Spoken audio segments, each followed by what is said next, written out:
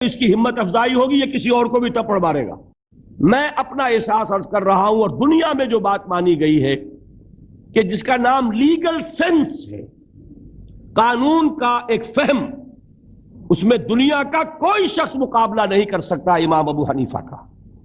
آپ صحابہ کو ان سے مستثنا کر دیجئے، ظاہر بات ہے انبیاء اور رسولوں کا معاملہ نہیں ہے، تو باقی انسانی نوع انسانی کے اندر امام ابو حنیفہ کا پلے کا کوئی شخص، ان کے برابر کا کوئی شخص قانون کا فہم رکھنے والا آج تک پیدا نہیں ہوا۔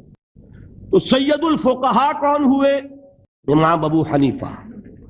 اور رئیس المحدثین کون ہے؟